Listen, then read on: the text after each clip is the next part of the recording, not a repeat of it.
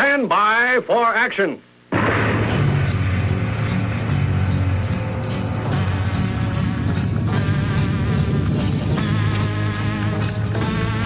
Thanks for joining me. My name's Dave Miller. I am the Unpleasant Blind Guy. Everyone knows about the book 1984 by George Orwell, which was written in 1948. And if you don't know about that book, you should go and find a copy and read it. Because many say that it is quite predictive of the world we live in today in 2016. But there was also an American version of a predictive entertainment produced in the same year as George Orwell's book. I've edited the audio for this down to just under 8 minutes. Give it a listen. America is many things to many people. It's the Cracker Barrel philosophers in Crabtree Corners, and it's the tycoons in Wall Street. It's all races, creeds, and religions. It's freedom to work at the job you like. Freedom of speech and to peaceably assemble. Freedom to own property. Security from unlawful search or seizure. Where's your warrant, Flatfoot? The right to a speedy and public trial. Protection against cruel punishments and excessive fines. The right to vote. And to worship God in your own way. It is these freedoms that have made America strong. Okay, so we got our freedom. But management's lousing up everything. Labor is at fault. It's ruining the country. My constituents, as your elected representative, I can assure you Labor's right. Management's right. I'm strictly neutral. Labor, management, politicians, phooey. They can't tell corn from oats. Wait! Hurry, step right up, folks. Here's the answer to your problems. Dr. Utopia's sensational new discovery, ism. Ism will cure any ailment of the body politic. It's terrific. It's tremendous. Once you swallow the contents of this bottle, you'll have the bountiful benefit of higher wages, shorter hours, and security. Enormous profits, no strikes. Remember, you're the big boss. Government control, no worry about votes. Name your own salary. Bigger crops, lower costs. Why, ism even makes the weather perfect every day. And now then, because we are introducing this amazing item for the first time in this country, it isn't going to cost you 1 cent. All you have to do is sign this little scrap of paper, and you get your bottle absolutely free. I hereby turn over to Ism Incorporated everything I have, including my freedom and the freedom of my children and my children's children, in return for which said Ism promises to take care of me forever. Get out of the way! Pardon me. And who are you, my good man? I'm John Q. Public. Ah, my fine friend, you're just in time to share this generous and gigantic offer. Sign right here. Mind if I read it first? Hurry up! Keep your shirts on, boys. Including my freedom. Freedom? What? Sign away my freedom? Why, this is ridiculous. Don't be corny, brother. Sure, our system of free enterprise isn't perfect. But before we throw it away for some imported double talk, let's turn the clock back a few years to see what it's done for us. For example, back in the 1890s, Joe Dokes was just a guy who liked to tinker around his barn. Some people thought Joe was lazy. Some even thought he was nuts. But one day, he had an idea. And because he was free to dream his dream and tinker, Joe had a chance to make something of himself and his idea. So,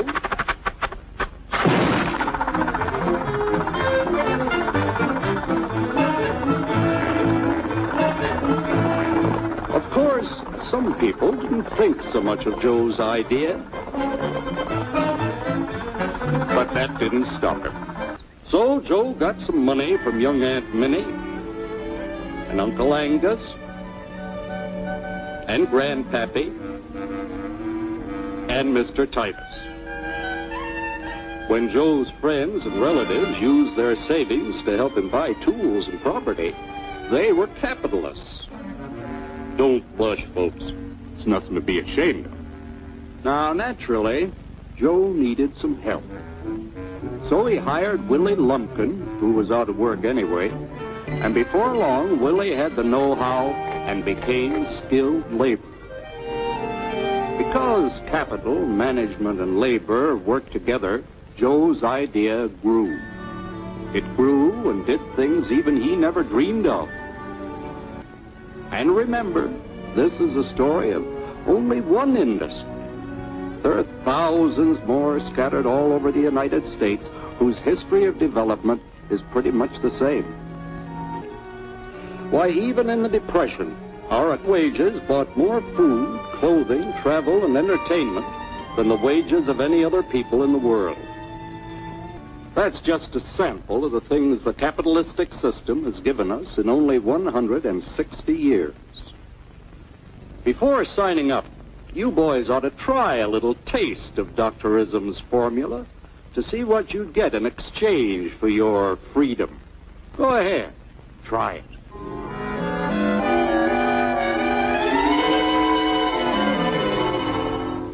You can't do this to me! I'll strike! The state forbids strikes. Wait till the union hears about this! Ah, yes, the Union. Welcome to our ranks, number 1313. I'll take this case to the Supreme Court. The state is the Supreme Court. Our decision is as follows. No more private property. No more you. The farm vote will put a stop to this. Farmers don't vote anymore. What'll I do for seed next year? You won't have to worry about next year. The state will do your planning from now on. We must fight to regain our freedom, or everything is lost. Everything! Everything is fine. Everything is fine. Everything is fine. Everything is fine. Everything is fine. When anybody preaches disunity, tries to pit one of us against the other through class warfare, race hatred, or religious intolerance, you know that person seeks to rob us of our freedom and destroy our very lives. And we know what to do about it. Working together to produce an ever greater abundance of material and spiritual values for all. That is the secret of American prosperity. Now, what you just heard was given to me by Paranoid Paul, friend and critic of this program. The title of the cartoon is Make Mine Freedom, and it was released on February the 25th, 1948 by MGM. Now, you can find the whole cartoon on YouTube under the title Cartoon Predicts the Future More Than 60 Years Ago. This is Amazing Insight. And that was posted to YouTube by Dr. Taryn P. Lupo of the LCL Report. The cartoon itself was one of a series of films produced by the Extension Department of Harding College. There'll also be a link to this at UBG Contact on Twitter. That's where you can contact me with comments, questions, show suggestions, Awesome American suggestions. I haven't done one of those for a while. It is the main contact point for this program. So how is all this relevant to the world of 2016? Well, just look around. Don't Dr. Utopia's promises sound a lot like what we've been hearing from the progressive left? Think that's bull? How about higher wages? States have already begun to adopt mandatory minimum wage increases of $15 an hour. Shorter hours? Of course. How often have you heard progressives rave about the European work ethic with its shorter hours and longer vacations? Government control. Well, Dr. Utopia isn't the only one that actually thinks this is a good thing. ask almost any poli-sci academic, they'll tell you that government is led by people who are, frankly, better informed, better educated, and just plain smarter than you are. So it just naturally follows that they should be in control of civic life and your life. And ism even makes the weather perfect every day. Global warming, anyone? President Obama and his cohorts see climate change, as they call it, as a larger threat than Islamic terrorism. Still think the cartoon is full of it? When the character of John Q. Public wants to read over Dr. Utopia's deal before he signs up, he's immediately labeled as uncool and told that he has to hurry up and sign on. Where have we heard that before? But we have to pass the bill so that you can find out what is in it. And later in the cartoon, we find out that after adopting ism, there's no more farm vote. Ridiculous? Look at the push today to get rid of the electoral-college, which would, in effect, disenfranchise almost everyone who grows our food. And there's more. If you're an ordinary person, government and educational institutions that are funded by government and big media that is in bed with the government are telling you you have to moderate your language, whatever you say. At the moment, if you speak out of turn with an opinion that these apparatchiks don't like, you won't be sent to jail. Not yet. But you will be called a thisist and a thatist and a thisophobe and a thatophobe. You will be shamed into complying. And no one is free of this, not even the allies of the progressive left who have initiated it. People, it's about speech. It's about the right to own and manage your own property. And most of all, it's about the right to rule yourself as long as you do no harm to others.